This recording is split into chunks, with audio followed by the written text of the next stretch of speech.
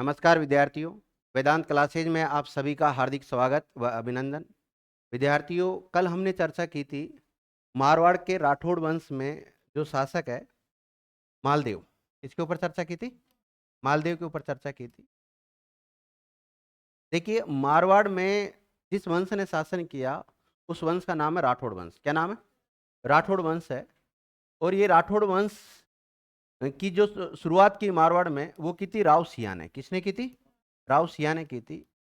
तो जो कोई व्यक्ति किसी वंश की किसी क्षेत्र में शुरुआत करता है तो वहां पर उसको उसका संस्थापक माना जाता है। क्या माना जाता है? संस्थापक। तो राठौड़ वंश का संस्थापक कौन हुआ? राव सिया हुआ। जो संस्थापक होता है उसी को ही हम मूल पुरुष कहते हैं। क्या कहते हैं? मूल पुरुष कहते हैं। और उसी को ही हम आदि पुरुष कहते हैं। क्या कहते हैं? आदि पुरुष कहते हैं। ध्यान रखना। तो उसी क्रम में फिर लगातार सभी इनके बाद में जो भी उत्तराधिकारी हुए, वैसे तो जो भी राजा होता है उसका जो बड़ा बेटा होता है उसको क्या बना दिया जाता है? उसका उत्तराधिकारी बना दिया जाता है। लेकिन कई बार इतिहास में बड़े बेटों को नहीं बढ़ाकर कोई रानी के प्रभाव में या कोई अन्य कारण से छोटे बेटे जो होते हैं उनको भी उत्तराधिकारी घोषित कर दिया जाता है, अगला राजा बना दिया जाता है। तो ऐसे में फिर गृह युद्ध होने की ज्यादा संभावना रहती है, गृह क्लेश हो जाता है उसमें। ठीक है ना? तो इसी प्रकार जो हम एक शासक पढ़ रहे थे, पहले राव गांगा पढ़ा हमने। कौन सा पढ़ा? राव गांगा। इनके बीच में बहुत सारे शासक आ चुके हैं, ध्यान रखना। राव सिया के बाद में हम लास्ट कल क्लास में हमने जो मालदेव तक चर्चा की, इससे पहले बहुत सारे शासक पढ़ चुके हैं हम। चाहे रणमल हो, चाहे दोदा हो, चाहे शीतल देव हो, मालदेव हो, बहुत सारे शासक पढ़ लिए हमने ना। तो राव गांगा का बेटा का नाम था मालदेव। क्या नाम था? मालदेव। और इस मालदेव ने अपने पिता की हत्या करके अपनी अपने पिता की हत्या करके ये शासक बना था। और कब बना था ये शासक? 1531 में। और 1562 में इसकी डेथ हो गई थी, ध्यान रखना।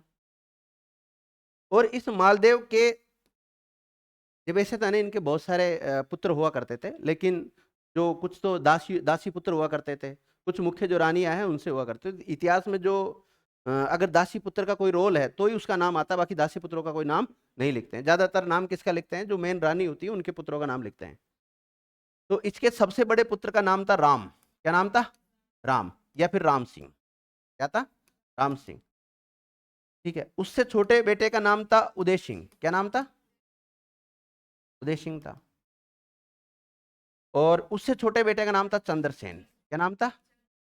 चंद्रसेन था विद्यार्थियों, चंद्रसेन। ठीक है। अब देखिए, ये जो चंद्रसेन है ये तीसरे नंबर का बेटा है। और इसकी माता का नाम है स्वरूप देवी। क्या नाम है? स्वरूप देवी। और इनकी माताओं के नाम अलग है, ध्यान रखना। लेकिन स्वरूप देवी के प्रभाव में है कौन? कहां का शासक? मारवाड़ का। देखो, स्टार्टिंग में इसको मारवाड़ क्षेत्र कहते हैं, बाद में इसको जोधपुर बोलने लगे। क्या बोलने लगे? जोधपुर। क्योंकि राव जोधा था ना, उसने जोधपुर की स्थापना कर दी थी, जोधपुर को अपनी राजधानी बना ली थी। तो राव जोधा के समय से ही फिर मारवाड़ नहीं कहकर क्या कहने लग जाते हैं? इसको जोधपुर बोलने लग जाते हैं। ध्यान रखना, चाहे मारवाड़ बोलो चाहे जोधपुर बोलो, बात एक ही। शुरुआत में मारवाड़ बोलते हैं, बाद में जोधपुर बोलते हैं। तो स्वरूप देवी के प्रभाव की वजह से इसने पहले बेटे को अपना उत्तराधिकारी नहीं बनाया, दूसरे को नहीं बनाया, बल्कि तीसरे नंबर वाले को बना दिया। ध्यान रखना। बल्कि नियम तो यही कहता है जो सबसे सीनियर है उसको बनाना चाहिए। ठीक है। लेकिन देखो, वो रियासत काल थे, उस समय राजा महाराजाओं का चलता था, कोई निश्चित नियम कानून नहीं बने हुए थे। जैसे आज वर्तमान में हम देखते हैं तो अपने राजस्थान में जो भी सीनियर आईएएस होता है उसको मुख्य सचिव बनाते हैं। क्या बनाते हैं? मुख्य सचिव बनाते हैं, चीफ सेक्रेटरी बनाते हैं। लेकिन ऐसा कोई जरूर नहीं है, कई बार उस सीनियरिटी का उल्लंघन भी हुआ है। जैसे अभी सुधांश पंत को बनाया है, तो सुधांश पंत को बनाया तो उससे सीनियर तो और भी बैठे हुए हैं, लेकिन उनकी फिर गवर्नमेंट में पकड़ होती है, राजनीतिक अप्रोच होती है, इसलिए कई बार उनको भी बना देते हैं। इसी प्रकार जैसे सुप्रीम कोर्ट का जो मुख्य न्यायाधीश बनता है वो सीनियर अन्य न्यायाधीशों में से बनाया जाता है, लेकिन कई बार इस बात का उल्लंघन हुआ है, वो राजनीतिक हस्तक्षेप ज्यादा हो जाता है, इसलिए। चलो, वो अलग मैटर है। अभी हम रियासत काल में चल रहे हैं। तो स्वरूप देवी के प्रभाव में आकर अगला जो उत्तराधिकारी घोषित कर दिया, वो किसको कर दिया? चंद्रसेन को घोषित कर दिया। राम को तो विद्यार्थियों निकाल ही दिया, जोधपुर जो रियासत थी ना उसे निकाल दिया राजद्रोह का आरोप लगाकर। और उदय सिंह को यह बनाना नहीं चाहता था। कौन नहीं बनाना चाहता? मालदेव नहीं बनाना चाहता, क्योंकि उसकी रानी ने पहले कह रखा था मेरे बेटे को आप क्या बनाओगे? उत्तराधिकारी बनाओगे। प्रेम करती थी बड़ा इससे, ध्यान रखना। तो चंद्रसेन तीसरे नंबर का था। तो अब बताओ, जोधपुर में गृह क्लेश होगा कि नहीं होगा? गृह युद्ध होगा कि नहीं होगा? होगा ना।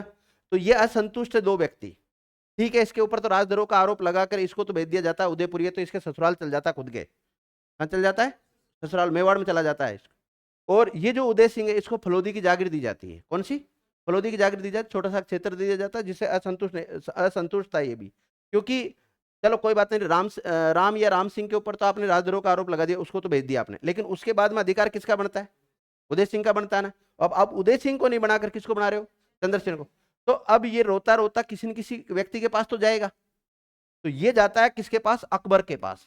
उस समय तक देखो, इस मालदेव की डेथ कब हुई है? 1562 में। उस समय हिंदुस्तान का बादशाह मुगल वंश का शासन था उस समय, और मुगल वंश का शासक था उस समय अकबर। तो किसके पास जाएगा ये? अकबर के पास जाएगा, और अकबर ही इसे जोधपुर का शासक बनाएगा, ध्यान रखना। और बाद में जो ये उदय सिंह है, ये मोटा राजा उदय सिंह के नाम से प्रसिद्ध होगा।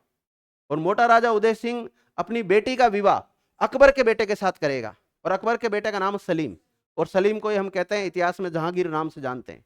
वो सेंटर की राजनीति अलग चल रही, सेंटर का मामला अलग चल रहा है। हम छोटी सी रियासत के बारे में बात कर रहे हैं, और उस रियासत का नाम है मारवाड़ या जोधपुर रियासत।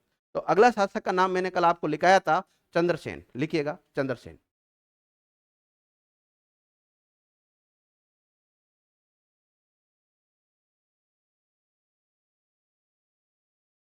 राव चंद्रसेन लिख लें आप। कितने सारे शासक पढ़ा चुका हूं मैं आपको इसमें, है ना। ये हुमायूं है, ये शेरशाह सूरी है, ये रूठी रानी उमादे,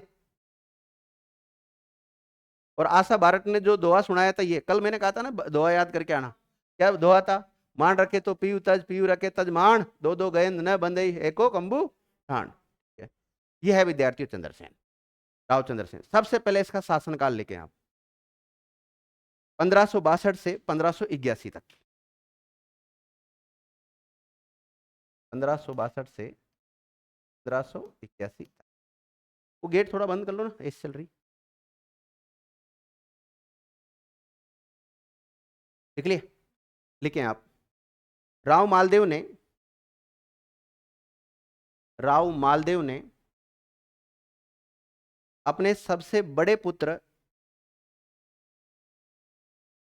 अपने सबसे बड़े पुत्र राम, ब्रैकेट में राम सिंह, राम सिंह को राजद्रोह के आरोप में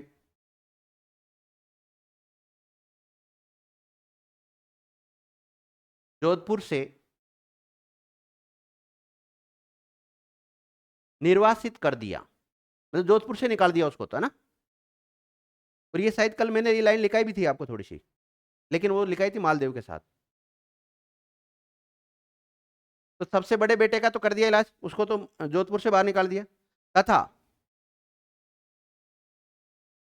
दूसरे सबसे बड़े बेटे, दूसरा नंबर का बेटा था ना, दूसरे बड़े बेटे उदय सिंह से भी, उदय सिंह से भी मालदेव खुश नहीं था।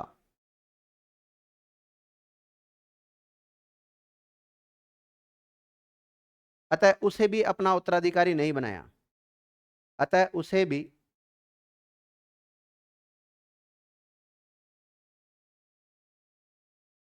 अपना उत्तराधिकारी नहीं बनाया।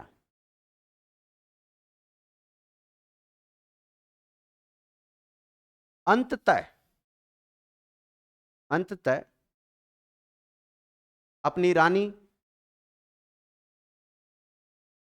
स्वरूप देवी, क्या नाम है? स्वरूप देवी के प्रभाव में, स्वरूप देवी के प्रभाव में आकर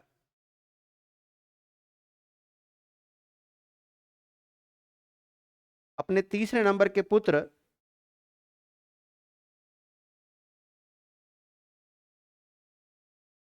अपने तीसरे नंबर के पुत्र चंद्रसेन को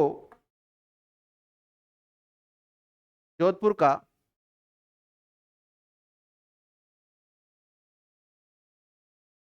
जोधपुर का उत्तराधिकारी घोषित कर दिया।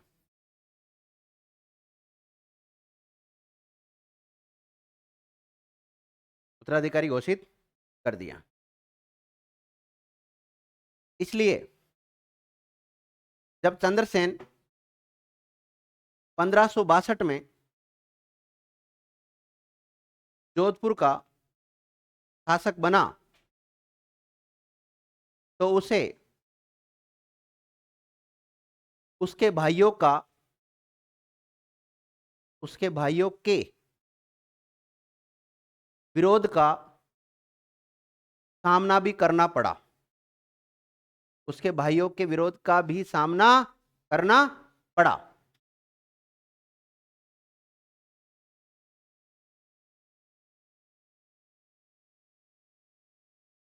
लिख लिया विद्यार्थियों?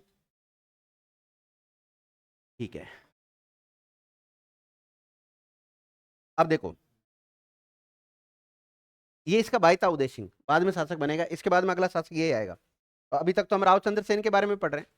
अब रावचंद्र सेन के अन्य नाम भी पूछ लिए जाते हैं कई बार। तो लिखो रावचंद्र सेन के अन्य नाम। अन्य नाम हो सकते हैं, उपनाम बोल सकते हैं आप इनको, अन्य नाम ऑब्लिक उपनाम।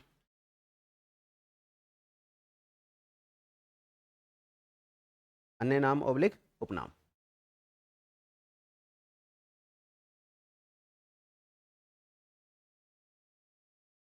देखिए विद्यार्थियों, हल्दी घाटी के युद्ध का नाम सुना है आपने? हल्दी घाटी का युद्ध किसके बीच में हुआ था? देखो, ये मेवाड़ रियासत है। ये कौन सी रियासत है? मेवाड़ रियासत है। ये कौन सी रियासत है? मारवाड़ रियासत है, ध्यान रखना। और ये जयपुर रियासत थी, जिसे हम आमेर रियासत भी कहते हैं। तो आमेर रियासत का एक शासक है जिसका नाम है मिर्जा राजा मान सिंह। क्या नाम है? मिर्जा राजा मान सिंह, जो कि मुगलों का भक्त है। किसका है? मुगलों का भक्त है, ध्यान रखना। मुगलों की अधीनता स्वीकार कर रखी, कहने का मतलब ये। और इस समय जब यहाँ का जो शासक महाराणा प्रताप था, तो उस समय मुगलों का जो शासक था वो अकबर था। कौन था? अकबर था, ध्यान रखना। तो हम ये कह सकते हैं, ये जो हल्दी घाटी का युद्ध हुआ था, ये हुआ था 1576 में। कब हुआ था? 1576 में। इससे पहले मारवाड़ का जो शासक है चंद्रसेन, क्या नाम है? चंद्रसेन। चंद्रसेन और अकबर के बीच में टक्कर चल रही है। इसके बीच में चल रही है? अकबर। तो विद्यार्थियों देखो, महाराणा प्रताप ने भी अकबर से टक्कर ली थी, इसी प्रकार चंद्रसेन ने भी किससे टक्कर ली? अकबर से। लेकिन महाराणा प्रताप से भी पहले ले ली थी इसने टक्कर। तो इसलिए राव चंद्रसेन को महाराणा प्रताप का अग्रगामी कहते हैं। क्या कहते हैं? अग्रगामी कहते हैं। हमने कहा ना, इसके राव चंद्रसेन के अन्य नाम लिखने हैं आपको, है ना? तो लिखो, अन्य नाम में लिखो सबसे पहले महाराणा प्रताप का अग्रगामी। अन्य नाम में क्या लिखेंगे? महाराणा प्रताप का अग्रगामी।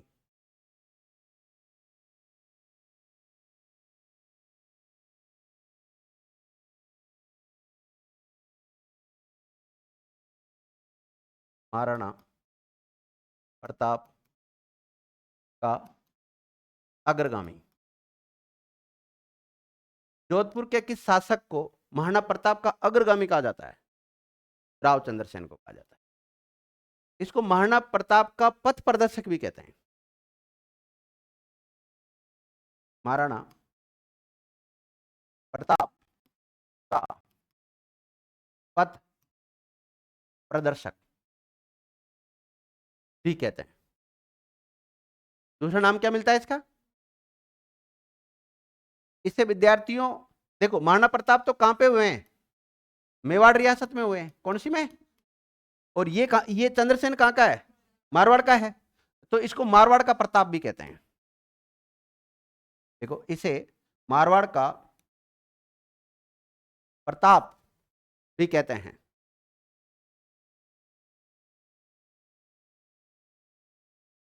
लिखो, जोधपुर का एक इतिहास लिखा जिन्होंने नाम है मुणोत नैणसी ख्यात। का नाम सुना होगा आपने। और उसका लेखक कौन है? मुणोत नैणसी।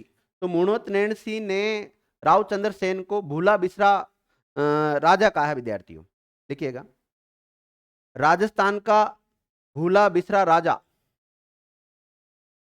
राजस्थान का भूला बिसरा राजा। किसने कहा विद्यार्थियों? मूणोत नैणसी ने कहा है। जोधपुर का इतिहास लिखा है इन्होंने।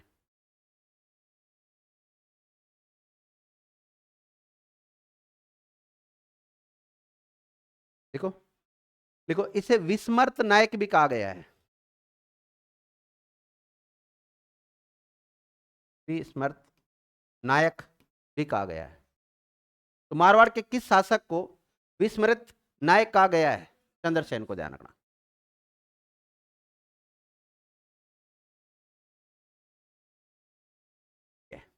ये इसके बारे में बेसिक जानकारी होगी। आपसे पूछा जाए चंद्रसेन के पिता का नाम क्या था, बता दोगे ना? मालदेव। माता का नाम क्या था? तो लिख लो, लिखना।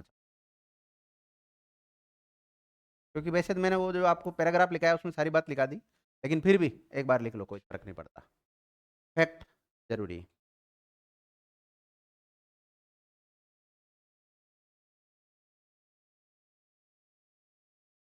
लिख लिया?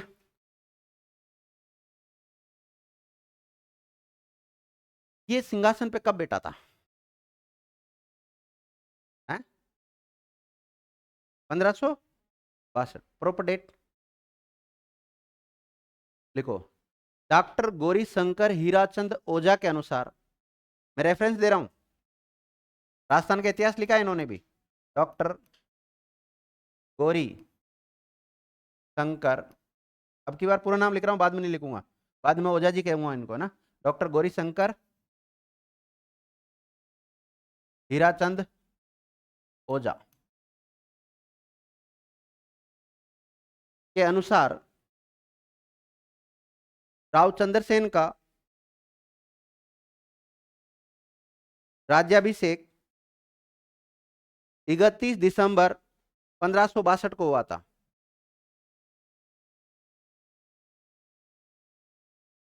देखो सब किताबों में आपको 1562 तो मिलेगा ना, लेकिन कई जगह को जरूर नहीं 31 दिसंबर मिले, कई जगह 7 नवंबर भी मिलता है। लेकिन मैंने ये रेफरेंस किसके अनुसार लिखा है आपको? डॉक्टर गौरी शंकर हीराचंद ओझा के अनुसार। इस सर मैंने इसका नाम ही क्यों लिखा है? क्योंकि इन्होंने राजस्थान का इतिहास लिखा है और ये प्रसिद्ध इतिहासकार है, ऑथेंटिक इतिहासकार है। तो इन्होंने अगर कोई बात लिखी है तो कई बार एग्जामिनर पूछ लेते हैं कि डॉक्टर गौरी शंकर हीराचंद ओझा के अनुसार राव चंद्रसेन का राज्याभिषेक कब हुआ। तो हालांकि देखो इतिहास में बहुत सारी डेट होती है और डेट को लेकर बहुत ज्यादा मतभेद भी रहते हैं, तो डेट के चक्कर में कभी आप टेंशन मत लेना कि डेट याद नहीं हो रही। टोटली राजस्थान के इतिहास में आपको 10 डेट याद करनी है। कितनी? 10। और 20 कर लेना इंडिया हिस्ट्री में, और 10 एक कर लेना वर्ल्ड हिस्ट्री में। बस इतनी डेट याद करनी है, इनसे ज़्यादा याद नहीं करनी, और होती भी नहीं है। ज़्यादा से ज़्यादा जिस दिन चैप्टर पढ़ोगे आप उस दिन की डेट याद रह जाएगी, बाकी तो नहीं रहेगी, मुझे पता है।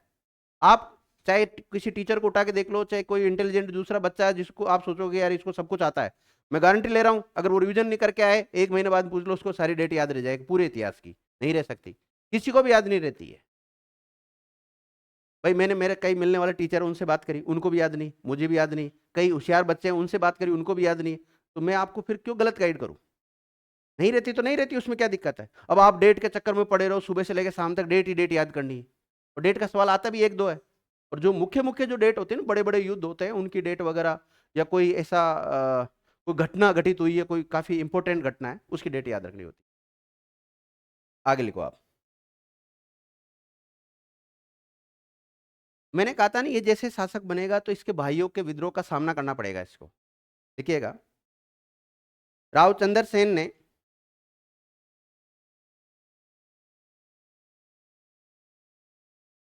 लोहावट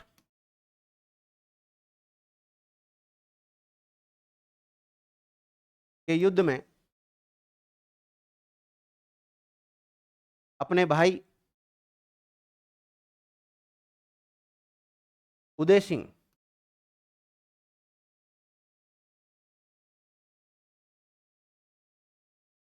को पराजित किया।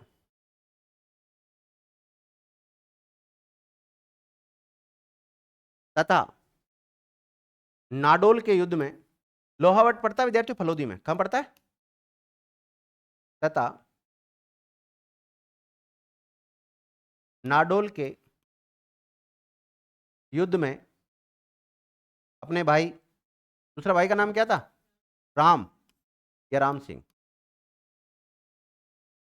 अपने भाई राम ब्रैकेट में राम सिंह को पराजित किया।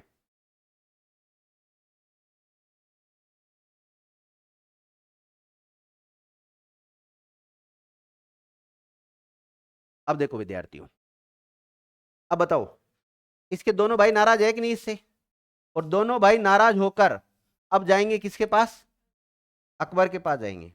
और अकबर के पास कब जाते हैं ये 15, ये शासक कब बना बोलो, 1562 में, ये 1564 में चले जाएंगे, लिखिएगा। अतः दोनों भाई, अतः दोनों भाई के ब्रैकेट में लिख लेना राम और उदय सिंह। अतः दोनों भाई राम और उदय सिंह मुगल बादशाह अकबर की शरण में चले गए।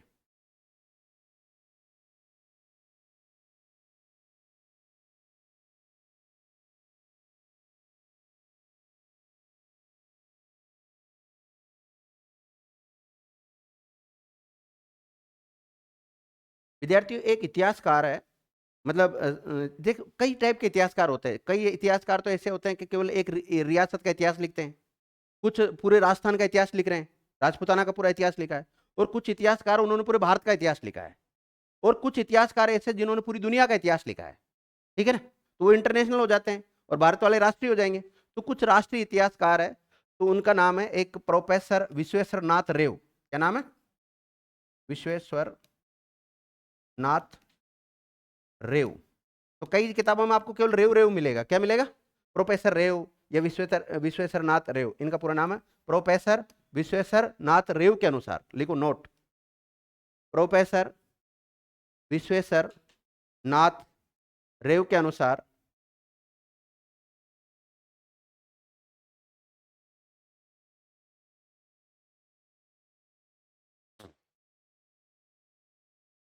अब देखो ये दोनों भाई कब गए थे, 1564 में किसके पास चले गए, अकबर के पास चले गए। अकबर कहां बेटा, दिल्ली में बेटा।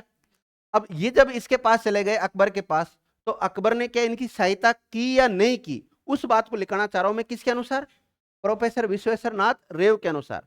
तो ये कहता है कि जैसे ये दोनों भाई अकबर के पास आए, तो अकबर ने इनका पक्ष लिया, क्या लिया, पक्ष लिया, और इसने कहा कि मैं तुम्हारी सहायता अवश्य करूंगा। तो लिखो क्या कहा इसने, जो प्रोफेसर विश्वेश्वर नाथ के अनुसार अकबर ने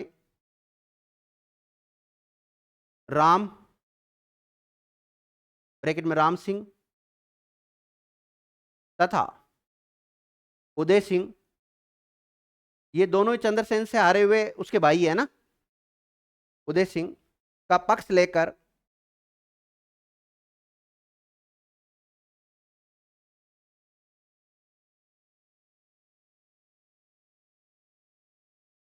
हुसैन कुली खां, हुसैन कुली खां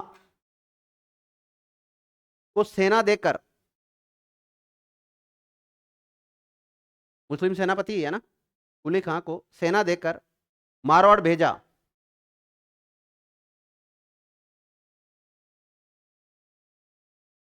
मारवाड़ भेजा। अब देखो विद्यार्थियों, थोड़ा सा मैप में दिखा देता हूं मैं आपको, इधर पड़ता दिल्ली, तो इधर से विद्यार्थियों मारवाड़ भेजा, कहां भेजा, मारवाड़ भेजा। अब मारवाड़ यानी कि जोधपुर, और जोधपुर में कौन बेटा है, चंद्रसेन बेटा है, उसके भाइयों को हरा दिया उसने, भाई दोनों कहां चले गए, अकबर के पास चले गए। अब अकबर ने किसको भेजा बताओ, अकबर खुद नहीं आया,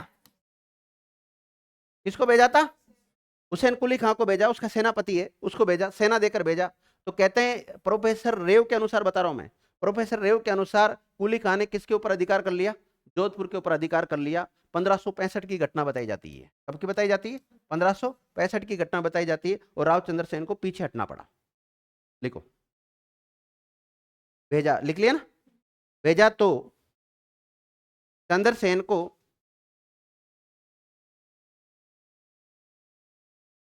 पीछे हटना पड़ा, और वह भादराजून की ओर चला गया। चंद्रसेन किधर चला गया? भादराजून की ओर चला गया। भादराजून, भादराजून पर अधिकार किसने किया था बोलो? मालदेव ने किया था। कब किया था? 1531 में। पूरा पढ़ा दिया मालदेव में भादराजून और भादराजून कर रहे हो।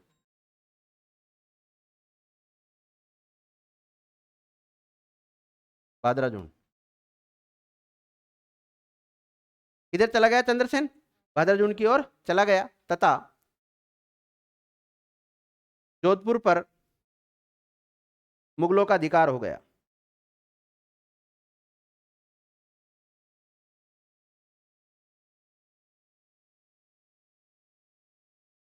ब्रैकेट में लिख लो। ये घटना 1565 की है। कब की है? 1565 की है।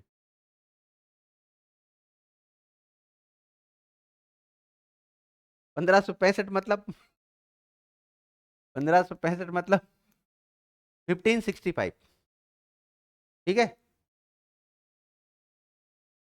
अब देखो विद्यार्थी, ये जो बात लिखाई मैंने आपको किसके अनुसार लिखाई? प्रोफेसर विश्वेश्वर नाथ रेव के अनुसार लिखाई। लेकिन कुछ इतिहासकार इस बात को स्वीकार करते हैं, कुछ इस बात को स्वीकार नहीं करते हैं। आपने सुना होगा कि 1570 में अकबर ने एक दरबार लगाया था राजपुताना के भीतर, और वो लगाया था नागौर में। कहां पर लगाया था? नागौर में लगाया था, जिसे नागौर दरबार नाम दिया गया। उस नागौर दरबार में राजपुताना के अधिकतर शासकों ने अकबर के साथ क्या कर लिया? समझौता कर लिया, अकबर की अधीनता स्वीकार कर ली थी। लेकिन कुछ रियासतें थी, उन्होंने इसकी अधीनता स्वीकार नहीं की। कुछ कहते हैं विद्यार्थियों 1570 में राव चंद्रसेन ने अकबर की अधीनता स्वीकार कर ली, और कुछ कहते हैं नहीं करी। वास्तव में क्या हुआ था उस बिंदु को देख लेते हैं। तो आप हेडिंग डालो इसमें, कौन सा शासक के बारे में पढ़ रहे हैं हम? राव चंद्रसेन के बारे में पढ़ रहे हैं। इसमें लिख लो नागौर दरबार।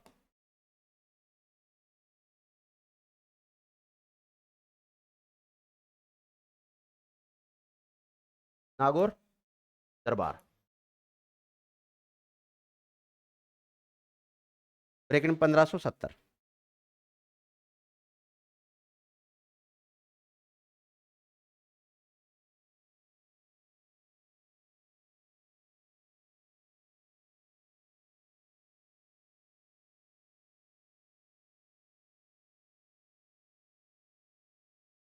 कब लगा था ये? 1570 में लगा था। लिखो इसके बारे में। अकबर के द्वारा, देखो, अकबर तो कहता मैंने अकाल राहत की सहायता हेतु, मतलब ये मैंने दरबार लगाया था, लेकिन ऐसा कुछ भी नहीं है। वास्तविक उद्देश्य क्या था? अधीनता स्वीकार करवाना। लिखो, अकबर के द्वारा अकाल राहत कार्य हेतु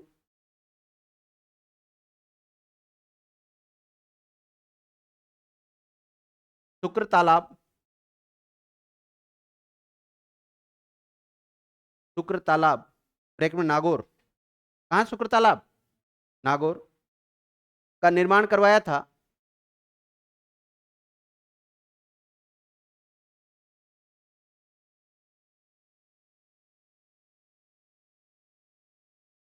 देखो, कोई तो कहते हैं कि अकबर नागौर क्यों आया था? कि अकाल राहत के लिए, तालाब का निर्माण करवाने के लिए आया था। मान सकते हो इस बात को? नहीं, नहीं स्वीकार रहे हो ना? एक नोट डालो। इस दरबार का वास्तविक कारण, इस दरबार को लगाने का वास्तविक कारण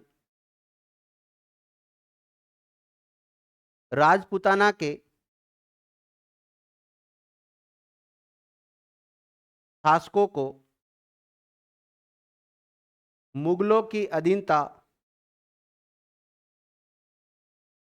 स्वीकार करवाना था।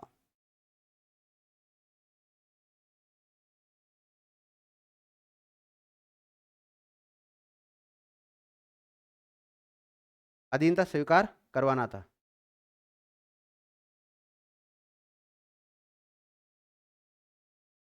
देखो, इस दरबार में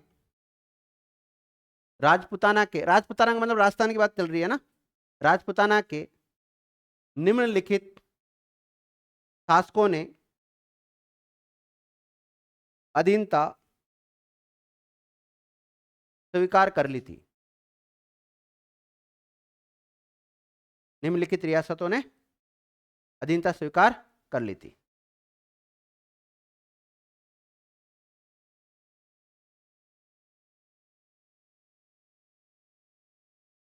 पहला।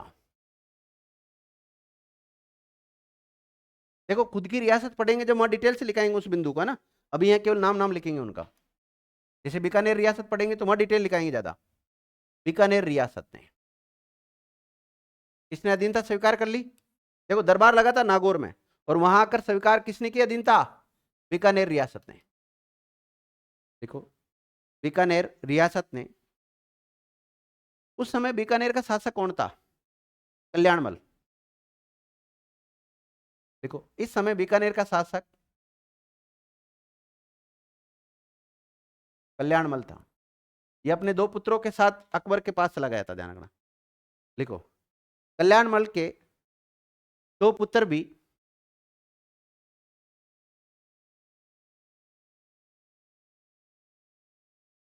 साथ आए थे, और उनका नाम लिख लो। एक का नाम राय सिंह, एक का नाम क्या है? राय सिंह। और एक का नाम है पृथ्वीराज राठौड़।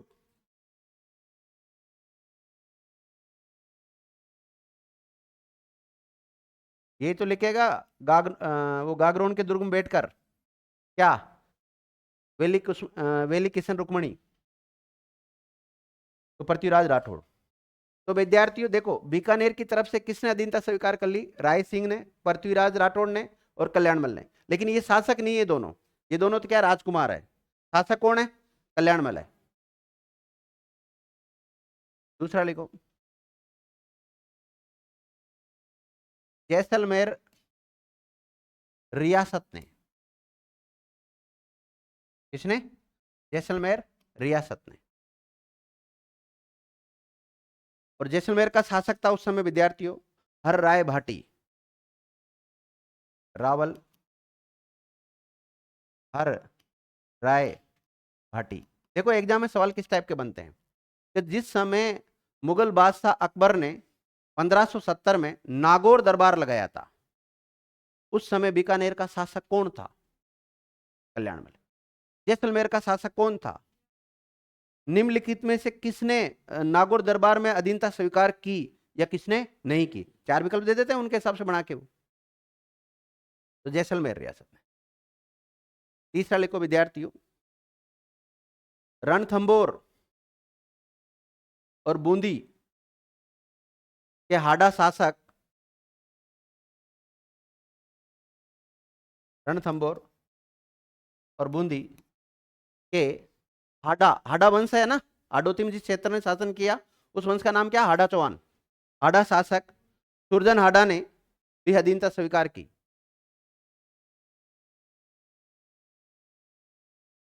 सुरजन हाडा ने भी अधीनता स्वीकार की।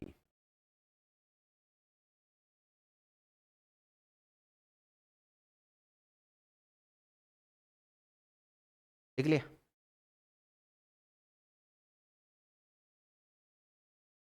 चौथा मारवाड़।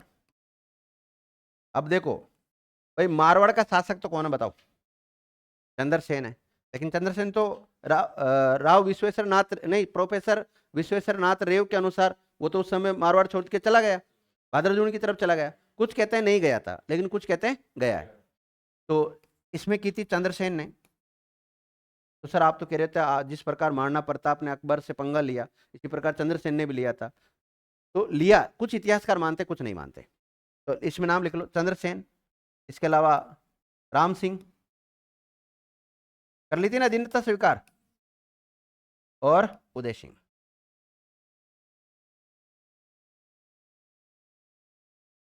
उदय सिंह। चंद्रसेन को रेखांकित करो।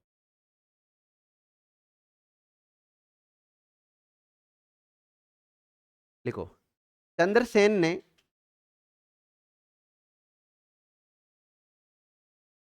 मुगलों की अधीनता स्वीकार की थी। इस बात को लेकर, इस बात को लेकर इतिहासकारों में काफी मतभेद है, काफी मतभेद है।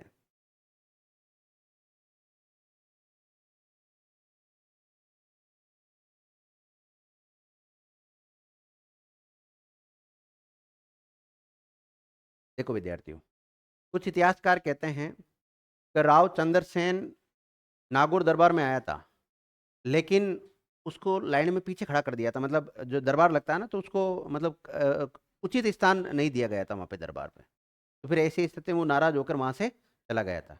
कुछ कहते हैं वो नहीं आया था, उसने उसके बेटे को भेजा था। कुछ कहते हैं वो आया था, साथ में अपने बेटे को भी लाया था, लेकिन लास्ट में जाके खुद तो चला गया और अपने बेटे को वहां छोड़कर चला गया। उसके बेटे का नाम बताते हैं रायमल। क्या नाम बताते हैं? रायमल बताते हैं। तो नोट डाल के लेके आप।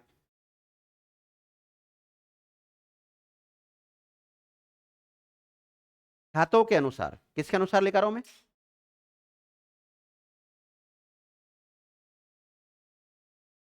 जैसे जोधपुर की ख्यात देखते हैं ना हम, देखो, ख्यातों के अनुसार अकबर के द्वारा कटु व्यंग्य करने के कारण, कटु व्यंग्य करने मतलब इसका मतलब आया था, तभी तो व्यंग्य किया होगा उसने। अकबर के द्वारा कटु व्यंग्य करने के कारण चंद्रसेन नागौर दरबार में, नागौर दरबार को मुगल दरबार भी बोलते हैं ना, मुगलों का ही तो था ये दरबार। नागौर दरबार ब्रैकेट मुगल दरबार में अपने पुत्र, अपने पुत्र रायमल को छोड़कर चला गया था।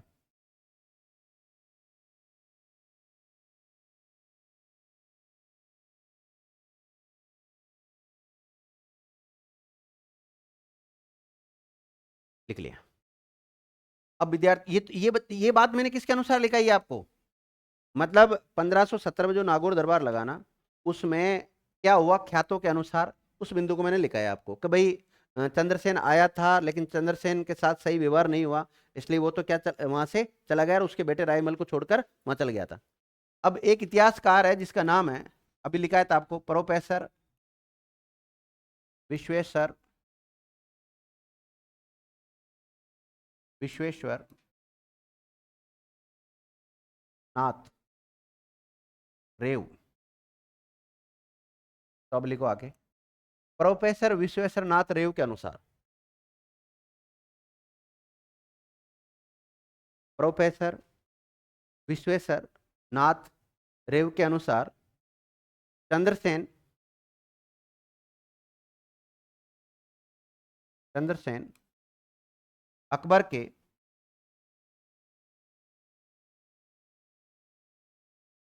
नागौर दरबार में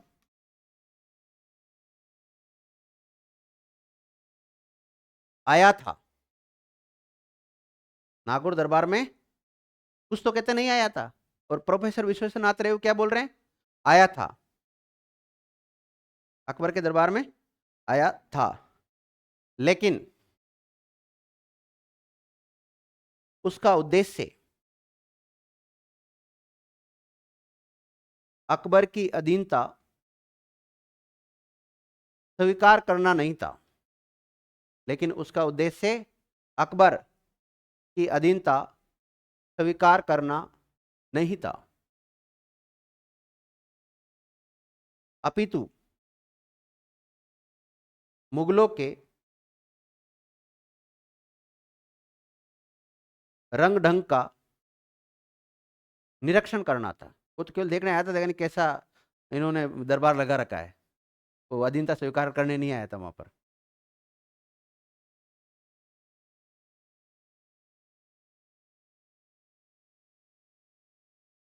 क्योंकि, कंटिन्यू मिलेगा, क्योंकि चंद्रसेन एक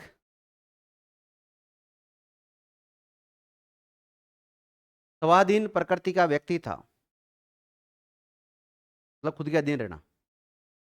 स्वाधीन होता है ना, पराधीन स्वाधीन, पराधीन मतलब दूसरों के अधीन, स्वाधीन प्रवृत्ति का व्यक्ति था,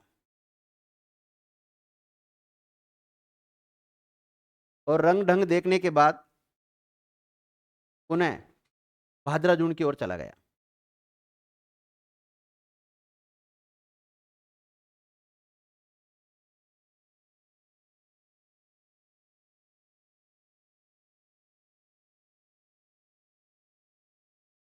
तो देखो चंद्रसेन को लेकर विवाद है, कुछ कहते हैं कि अकबर की अधीनता स्वीकार कर ली थी, कुछ कहते हैं नहीं की थी। तो एक नोट और डाल लो, देखो निम्नलिखित शासकों ने अकबर की अधीनता स्वीकार नहीं की थी।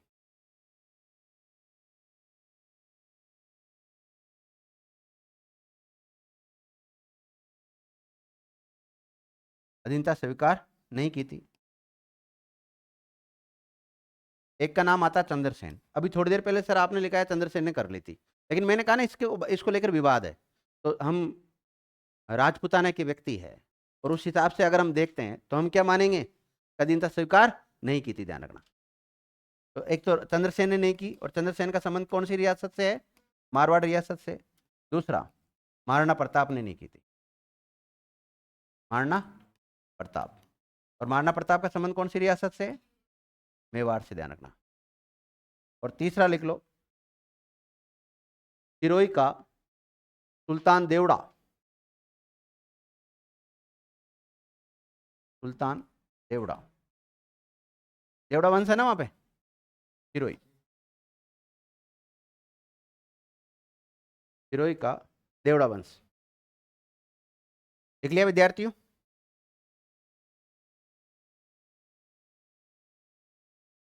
लिख लो लिख लो, बैठ जाओ आराम से बैठ जाओ।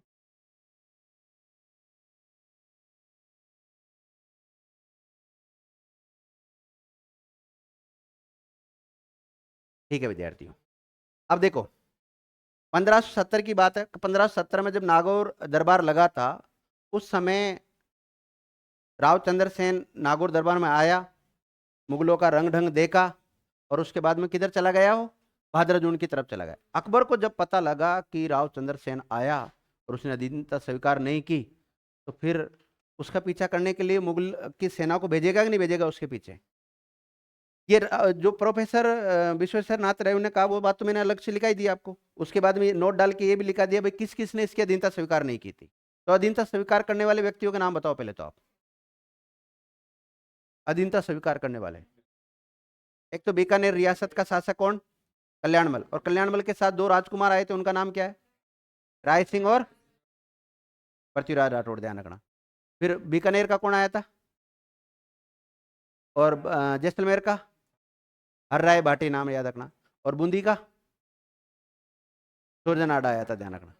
और उस समय जोधपुर का शासक कौन था, चंद्रसेन। चंद्रसेन के बारे में कुछ कहते हैं कि भाई आया था, और कुछ कहते हैं नहीं आया था, और कुछ कहते हैं आया था लेकिन रंग ढंग देख के वापस चला गया। कुछ कहते हैं कि भाई उसने व्यंग्य कर दिया था उसके ऊपर, इसलिए फिर वो चला गया। कुछ कहते हैं कि सम्मान नहीं दिया इसलिए चला गया। लेकिन उदय सिंह ने अधीनता स्वीकार कर ली, वो भी मारवाड़ का ही है लेकिन शासक नहीं है। राम सिंह ने भी कर ली, यानी कि राम ने भी कर ली थी, ध्यान रखना। तो अब ये भाद्रजून की तरफ चला गया, तो भाद्रजून की तरफ गया तो इसके पीछे मुगल सेना भेजी। लिखो आगे, 1571 में,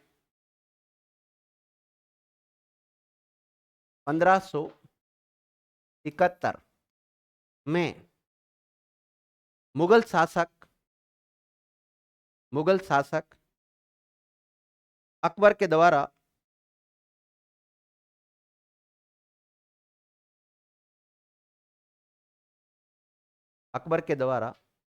भाद्रजून पर अधिकार करने हेतु,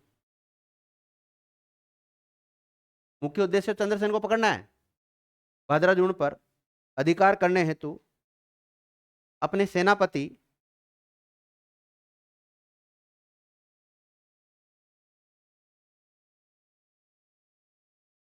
खान कला, सेनापति का नाम क्या है, खान कला को भेजा।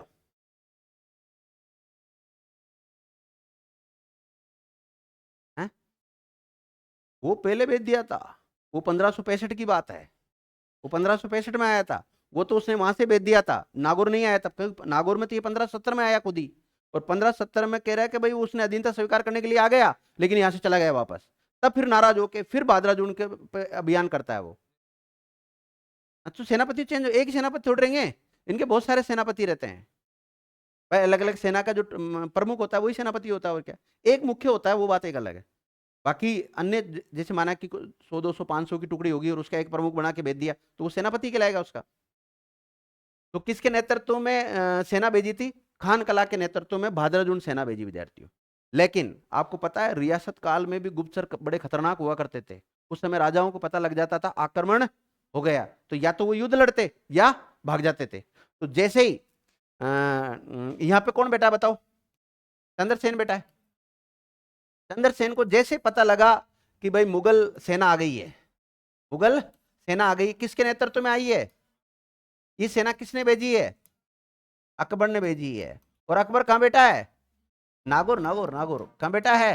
नागौर बेटा, ध्यान रखना, क्योंकि 1517 में आया था नहीं, तो इस थोड़ी एक दिन आया एक दिन में वापस चला गया, काफी दिन तक रहा था यहाँ पे। ठीक है, अब चंद्रसेन को इस बात का पता लग गया कि मुगल सेना भादरा जून पर अधिकार करने के लिए आ रही है, तो ये यहां से चला जाता है, यहां से भागता नहीं, मतलब चला जाता है, भागना एक अलग चीज होती है, वैसे तो भागा ही था। तो चला जाता है और कहाँ पहुंच जाता है? ये सोजत चला जाता है, और सोजत में इसका भतीजा होता है कल्ला, उसके पास चल जाता है। हाँ लिखिएगा, इस आक्रमण की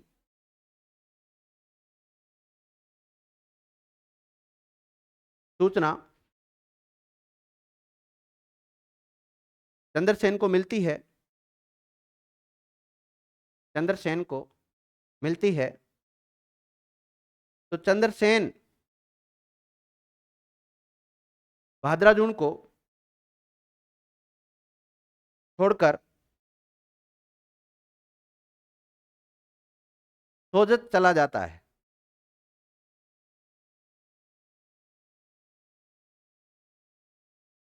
सोजत चला जाता है, ब्रैकेट में अपने भतीजे के पास। सोजत में कौन बेटा है? इसका भतीजा बेटा है। भतीजा कौन होता है भाई? हाँ अच्छा, नाम ही लिखना चाह रहे हो, एक मिनट, भतीजा कौन होता है?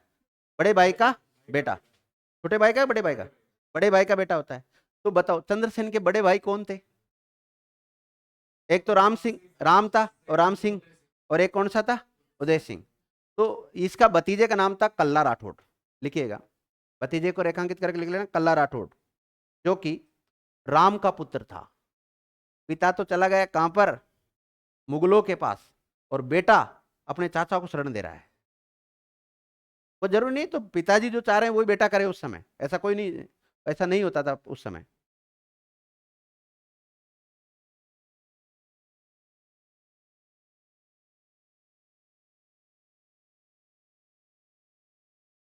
देखो विद्यार्थियों, अब देखो मुगल सेना फिर बादाजून से कहां पर आएगी? सोजत की तरफ आएगी। भाई उनको पता चला गया, कहां चला गया? सोजत चला गया। फिर ये सोजत से भागेगा, और सोजत से भाग के आपको पता है मारवाड़ के जब भी शासकों के ऊपर ज्यादा विपत्ति आती तो कौन से क्षेत्र में जाते थे? सिवाना के दुर्ग में चले जाते थे। कहां चले जाते थे? सिवाना। देखिएगा, सोजत के बाद में चंद्रसेन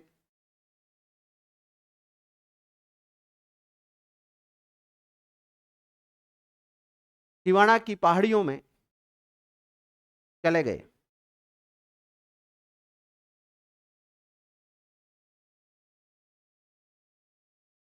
जहां पर लगभग 4 साल रहे।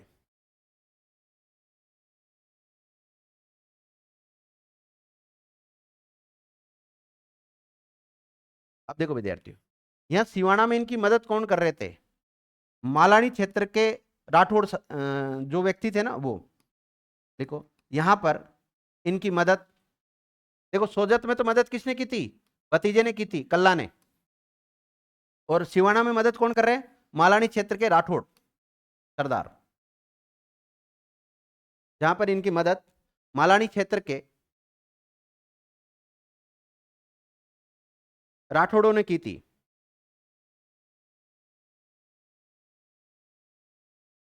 अब विद्यार्थियों, मुगल कोशिश कर रहे हैं किसको पकड़ने की? राव चंद्रसेन को पकड़ने की कोशिश कर रहे हैं, लेकिन ये जंगलों में भटक रहा है। अब ये जो बाहर के व्यक्ति आए मुगल, इनको पता ही नहीं भाई किधर से क्या रास्ते हैं वहां पे उस जंगल में। ठीक है, तो अब इसको पता लगा, मुगलों को पता लगा कि ये मालानी क्षेत्र के राठौड़ जो व्यक्ति है ना, वो इसकी मदद कर रहे हैं। किसकी? चंद्रसेन की मदद कर रहे हैं। क्यों ना पहले, सबसे पहले इन लोगों का इलाज किया जाए जो इसका सपोर्ट कर रहे हैं। तो फिर इन्होंने क्या करा, धीरे धीरे मुगलों ने जो मालानी क्षेत्र के राठौड़ थे, या हम ये कह सकते हैं जो चंद्रसेन के कुछ समर्थक लोग थे, उनको परेशान करना चालू कर दिया, उनको मारना चालू कर दिया उन्होंने। देखिएगा, इसके बाद मुगलों ने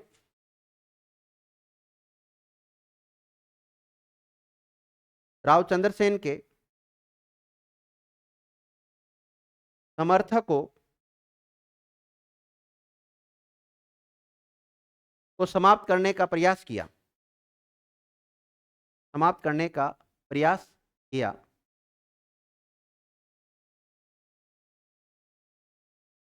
नोट, जैसे रावल सुखराज, रावल सुखराज, सूजा, देवीदास, डॉट डॉट कर दो।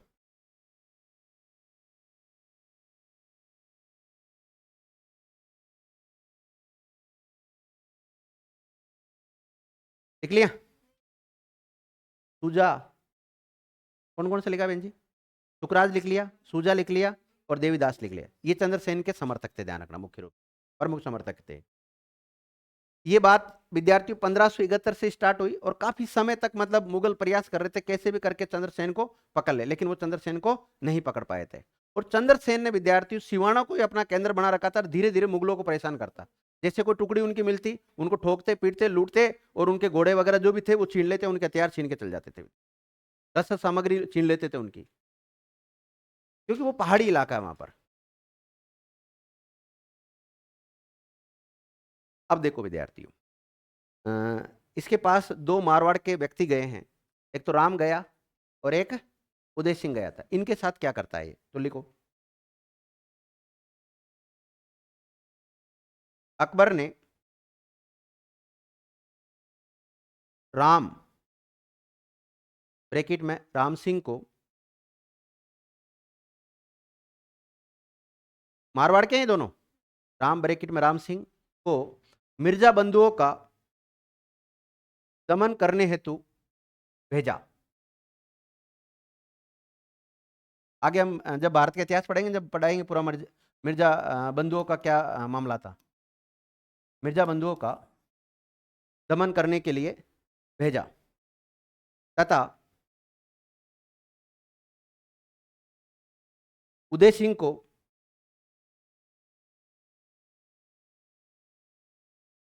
समवाली क्षेत्र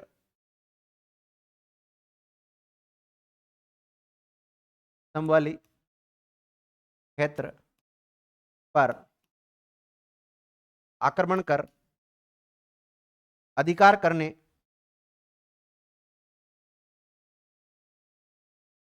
भेजा, आक्रमण कर अधिकार करने हेतु भेजा। यह समवाली क्षेत्र पड़ता है विद्यार्थियों बाड़मेर में। कहां पड़ता है? बाड़मेर में। कहने का मतलब यह है कि अभी तक चंद्रसेन पकड़ा नहीं गया, चंद्रसेन मारा नहीं गया, ध्यान रखना। लेकिन इसके जो दो भाई अकबर के पास आए थे, तो इनको भी तो कुछ न कुछ काम सौंपेगा, तो इनको काम सौंपा। एक को तो किसके पास भेज दिया? मिर्जा बिंदुओं का दमन करने के लिए भेज दिया, और एक को बाड़मेर क्षेत्र में अधिकार करने के लिए भेज दिया, ध्यान रखना। उसके बाद में इसके पास बीकानेर का शासक भी आया है, और बीकानेर का शासक का नाम क्या है? और बीकानेर का शासक भी असंतुष्ट था, किससे? मारवाड़ से या जोधपुर से। क्यों? क्योंकि मालदेव ने बीकानेर को हरा दिया था पाहेबा या साहिबा के युद्ध में। हराया था कि नहीं हराया था? तो बीकानेर भी नाराज चल रहा था उससे, मारवाड़ क्षेत्र से। तो अब एक समय ऐसा आएगा कि मालदेव ने बीकानेर पर अधिकार कर लिया, और जो जोधपुर रियासत है, जोधपुर रियासत का एक शासक हुआ राव जोधा, और राव जोधा के बेटे ने ही बीकानेर की स्थापना की है। दोनों राठौड़ राठौड़ है, लेकिन लड़ मरे आगे के जो उत्तराधिकारी शासक हुए हैं वो। अपना महत्वाकांक्षी जो भी शासक होता है, वो सोचता नहीं है भाई ये रहा है या सौतेला भाई है या पारिवारिक भाई रहा है या अपने ही वंश का है। वो तो अपने वंश का क्या करते हैं, अपने राज्य का क्या करते हैं, विस्तार करते हैं कैसे भी करके।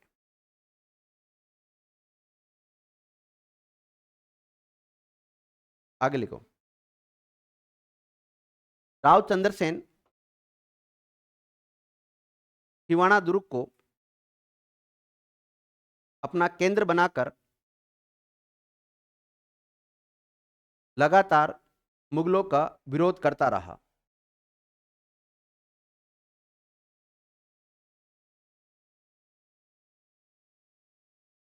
लगातार विरोध करता रहा।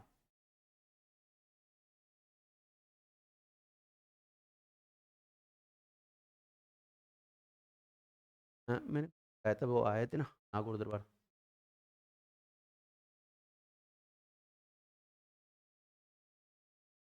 अब ये जो राय सिंह है ना, राय सिंह, इसने राय सिंह को जोधपुर दे दिया। किसने? अकबर ने। लिखो, अकबर ने 1572 में, अकबर ने 1572 में, क्योंकि देखो जोधपुर का शासक कौन है?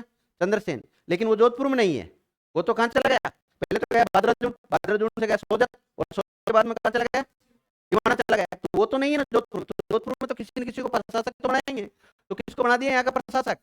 राय सिंह को बना दिया। देखो, अकबर ने 1572 में राय सिंह को जोधपुर का प्रशासक नियुक्त किया। राय सिंह कहां का है? बीकानेर का। ध्यान रखना, ब्रैकेट में बीकानेर जरूर लिख लेना। अब बीकानेर वालों का जोधपुर पर अधिकार हो गया, उल्टा हो गया ना। मालदेव के समय क्या हुआ था? जोधपुर वालों का बीकानेर पे अधिकार हुआ था। और वहां पर किसको बनाया था उसने प्रशासक? कुंपा का सेनापति था ना वो, कुंपा। लेकिन अब कुंपा नहीं रहे हैं, कुंपा मारे जा चुके हैं। कब? कौन से युद्ध मारे गए थे जैता और कुंपा? जैतारण युद्ध, या फिर दूसरा नाम गिरी सुमेल का युद्ध, 1544 में मारे जा चुके हैं। मालदीव के समय मारे जा चुके हैं। देखो, अकबर ने 1574 में, देखो 1572 में तो राय सिंह को कहां का प्रशासक नियुक्त किया? जोधपुर का। फिर 2 साल बाद में 1574 में राय सिंह के पास मैसेज भेजा अकबर ने कि भाई अभी तक जोधपुर का जो शासक है ना चंद्रसेन, वास्तविक जो शासक है, वो मारा नहीं गया, ना ही पकड़ा गया है। वो कहाँ बेटा है? सिवाना बेटा है। जाके उसके ऊपर क्या करो? अभियान करो, आक्रमण करो, उसको पकड़ कर लाओ कैसे भी करके। तो फिर ये अभियान करता है और इसका अभियान रहता है असफल। क्या रहता है? असफल। और इससे अकबर नाराज भी हो जाएगा। फिर देखिएगा, अकबर ने 1574 में राय सिंह को चंद्रसेन के विरुद्ध, चंद्रसेन कहाँ बेटा है बताओ? हाँ, चंद्रसेन के विरुद्ध सिवाना दुर्ग पर आक्रमण करने हेतु भेजा, जो कि असफल रहा।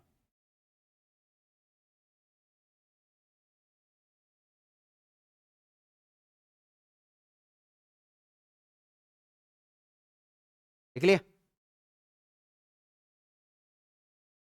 अब विद्यार्थियों, 1574 में अभियान असफल रहा। फिर 1576 में भेजेगा दूसरा सेनापति को। कौन? अकबर। लिखो, 1576 में, 1576 में अकबर ने अपने सेनापति शाहबाज खां के नेतृत्व में, क्या नाम आपकी बार सेनापति का? शाहबाज खां के नेतृत्व में सिवाना पर अधिकार करने हेतु सेना भेजी।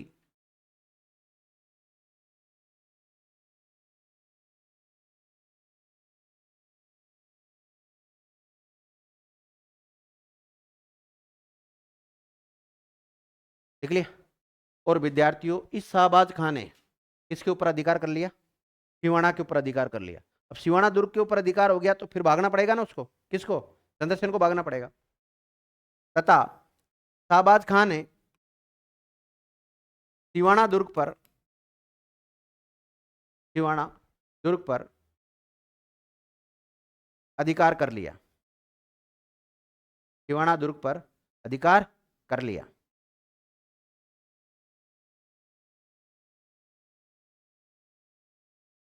अतः चंद्रसेन को सिवाना से भागना पड़ा। सिवाना से भागना पड़ा। शासक के पास दो ही चीज होती है, या तो लड़ ले, और अगर दुश्मन कमजोर है, सेना उसकी कम है, तो उसे लड़ लेगा, और ज्यादा है तो फिर लास्ट में यही होता है, या तो मरो या फिर भागो। निकलकर भाग गया और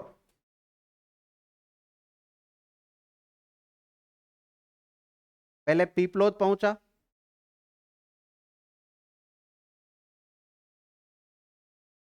कहां पहुंचा? पीपलोद। और पीपलोद के पास ही काणूजा पहाड़ है, कौन सा है? उसके बाद काणूजा के पहाड़ों में पहुंचा, जंगलों में घूम रहा है कहने का मतलब, काणूजा के पहाड़ों में गया,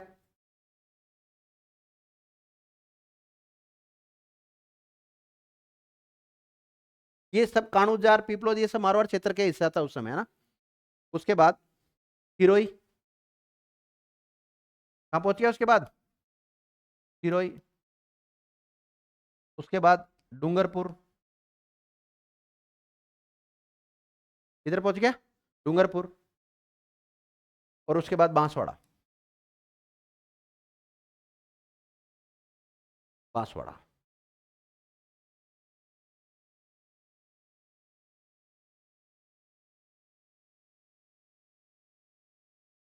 लिख लिया? लिखो। 11 जनवरी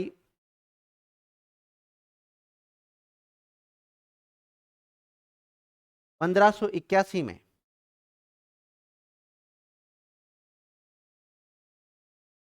11 जनवरी 1581 में चंद्रसेन की मृत्यु हो गई। मृत्यु हो गई। कोई कहता विद्यार्थियों, एक बेरसल नामक व्यक्ति था, उसने इसको जहर दे दिया था, विष दे दिया था। मृत्यु को रेखांकित करके लिख लो। इसकी मृत्यु बेरसल के द्वारा जहर देने के कारण संचियाप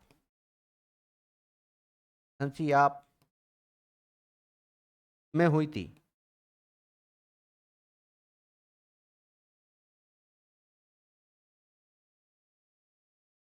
और सचियाप कहां पड़ता है?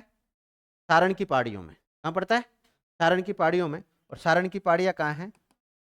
पाली में।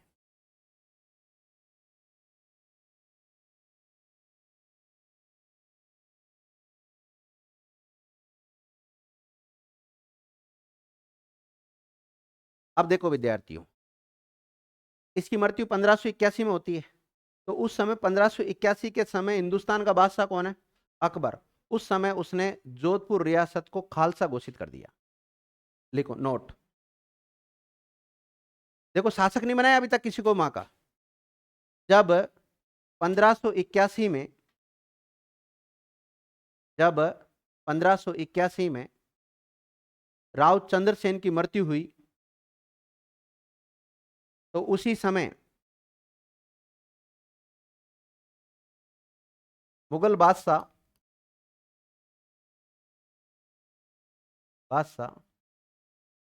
अकबर ने जोधपुर को खालसा घोषित कर दिया। खालसा घोषित कर दिया।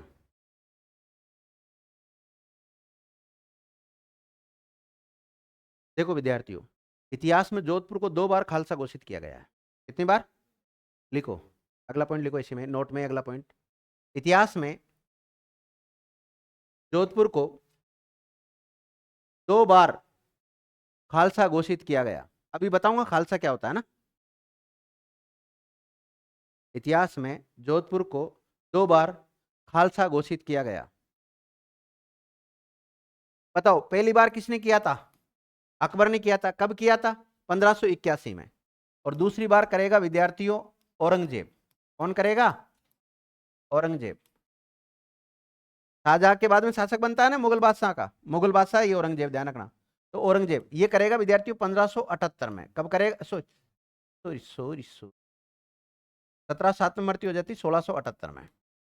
कब किया था इसने? 1678 में। तो पहली बार देखो कब घोषित किया? 1581 में। किसकी मृत्यु पर?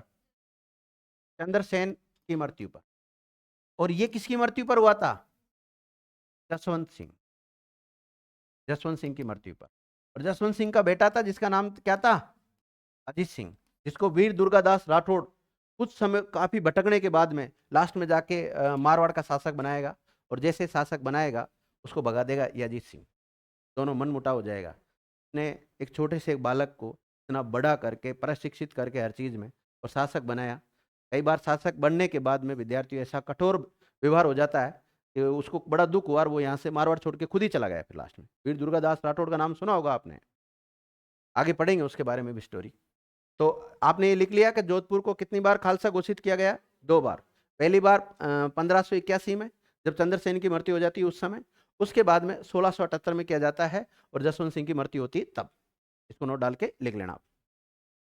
अब आपके काफी बच्चों के माइंड में आ रहा होगा सर ये खालसा क्षेत्र क्या होता है? खालसा, खालसा में क्या होता है विद्यार्थियों? देखो सेंटर में शासन किसका है? मुगलों का है। तो अब जोधपुर पर डायरेक्ट कंट्रोल किसका होगा? मुगलों का होगा। ध्यान रखना। पहले क्या होता था कि कोई भी रियासत होती थी वहां का शासक बना देते थे और उससे कुछ राशि टैक्स के रूप में लेते थे वो। लेकिन अब पूरा डायरेक्ट कंट्रोल किसका होगा? सेंटर का होगा। जैसे अभी वर्तमान में यूटी होते हैं ना, केंद्र शासित प्रदेश होते हैं, वो का वही सिस्टम था। लिखो खालसा, नोट डाल के लिखो, नोट खालसा क्षेत्र जिसे घोषित किया जाता है उस पर केंद्रीय सत्ता का सीधा नियंत्रण हो जाता है ना, सीधा नियंत्रण हो जाता है। टैक्स वगैरह लगाना, वसूल करना, सब काम किसका रहता है? सेंटर का रहता है, केंद्रीय सत्ता का होता है। और ये 2 बार जब खालसा घोषित किया तो बताओ सारा पावर किसके पास है? सेकंड बार तो औरंगजेब के पास, और फर्स्ट टाइम किसके पास है? अकबर के पास रहेगा। ध्यान रखना, समझ जाओगे। अब देखो 1581 में चंद्रसेन की मृत्यु हो जाती है और 1583 में अगला शासक बनाया जाता है मारवाड़ का, और उसका नाम होता है उदय सिंह। राव चंद्रसेन का जो बड़ा भाई था ना उदय सिंह को अब शासक बनाएंगे और वो बनेगा 1583।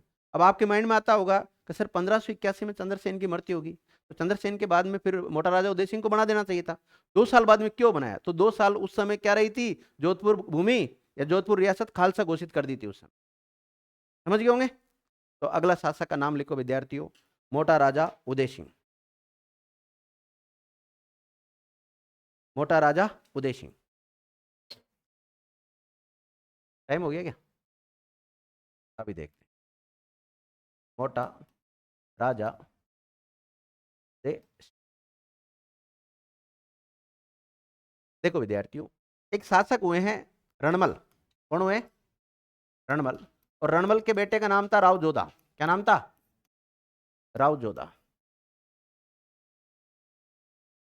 रणमल तक हम इसको मारवाड़ रियासत कहते हैं। क्या कहते हैं? और जोधा के बाद में क्या बोलने लग जाएंगे? इसको जोधपुर रियासत बोलने लग जाते हैं। और मारवाड़ रियासत में जो राठौड़ वंश का संस्थापक है वो कौन है? राव सिया। कौन है? राव सिया ने स्थापना की थी यहाँ पे राठौड़ वंश की। ध्यान रखना। तो मारवाड़ में राव सिया ने राठौड़ वंश की स्थापना की, या जोधपुर में भी किसने की? राव सिया को ही मानेंगे आदि पुरुष। लेकिन राव जोधा के बेटे का नाम है राव बीका। क्या नाम है? राव बीका। अब बताओ, राव बीका भी राठौड़ वंश से संबंधित थी और ये बीकानेर की स्थापना कर देता है, तो बीकानेर में भी राठौड़ वंश का शासन रहेगा। ठीक है ना। इसी प्रकार जो मोटा राजा उदय सिंह है ना, इसका बेटे का नाम है विद्यार्थियों किशन सिंह। क्या नाम है? किशन सिंह। और ये किशन सिंह एक रियासत की स्थापना करेगा जिसका नाम है किशनगढ़। क्या नाम है? किशनगढ़। किशनगढ़ आ जाएगा। तो जो अजमेर में जो किशनगढ़ है, इस किशनगढ़ में भी राठौड़ों का शासन रहा है। करा है, राठौड़ों का शासन है। राजस्थान में मुख्य रूप से 3 राठौड़ शासक रहे हैं, मतलब 3 रियासतों में राठौड़ वंश का शासन रहा है। सबसे पहले कौन सी में? जोधपुर में या मारवाड़ रियासत में। उसके सेकंड टाइम में बीकानेर में, और थर्ड टाइम में किशनगढ़ में। ध्यान रखना। ठीक है। तो आज इस क्लास को यहीं विराम देते हैं, बाकी कल चर्चा करेंगे, है ना। धन्यवाद विद्यार्थियों।